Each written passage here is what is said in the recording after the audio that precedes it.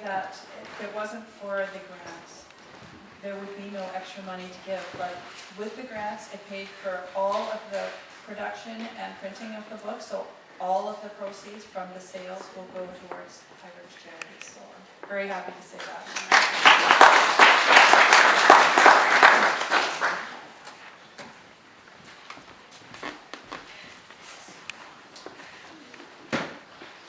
July 10th.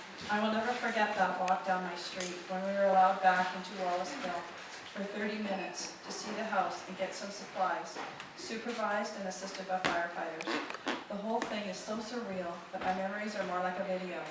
The four of us all went in separate vehicles so we could load up as much as possible.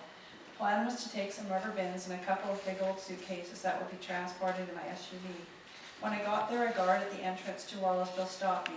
He'd gotten his instructions wrong and made me walk in from Centre Street carrying the luggage. I was full of anxiety and with legs shaking, pulling those empty cases with a camera slung around my neck. I started the trek in. Every inch of everything on the ground was unrecognizable. In fact, the ground was no longer where it used to be.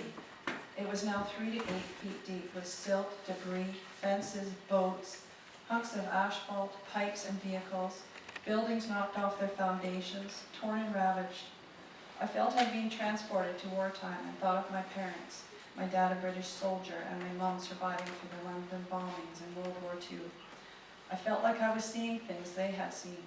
It was as though a bomb had exploded.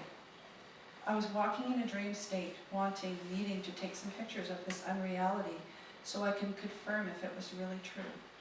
Those heavy suitcases are a real burden now. Can't put them down. The mud and silt and wet and stuff was too much. My brain couldn't take it all in as I slowly looked from side to side, as I painstakingly made my way in, trying to look out for what I was stepping in. I see Joe's truck now.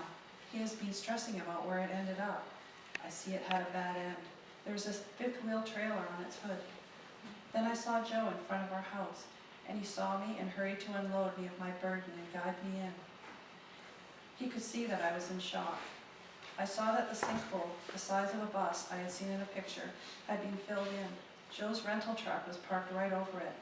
I briefly thought that it may not be safe to do that.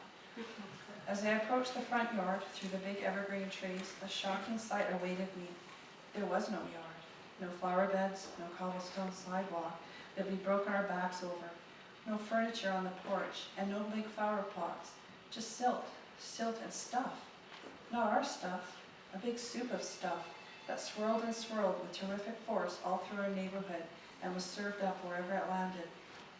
Our shed was leaning against the porch. The porch had multiple feet of silt covering it, as did everything. We had built high. Our basement is at street level. We went inside. My office was gone. Joe's office, every tool he owned, every piece of paper gone. His collection of 500 albums had floated and swirled throughout every room. My beloved craft room and all the mementos of my parents gone, and every inch of it covered in long fuzzy mold. My photo studio gone. Upstairs we go. The firefighters are leading us around and telling us what to do. We are all in a dreamscape. Someone opens a suitcase and I grab things to put in it. What do I need? I can't remember.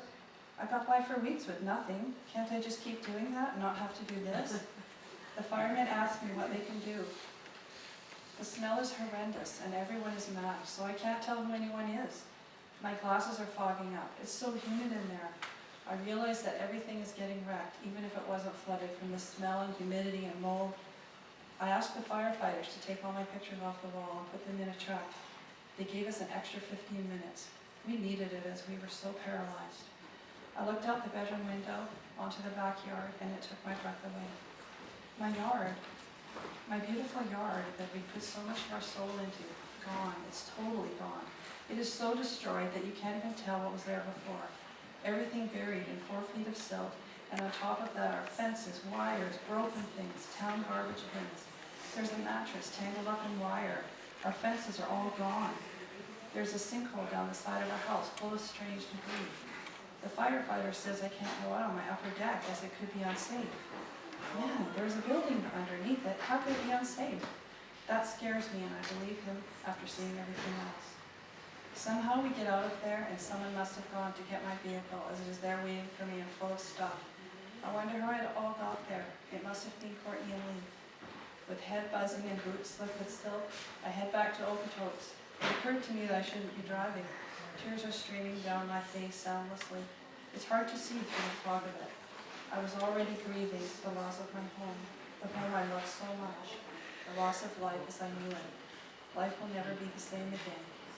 I will never be the same again.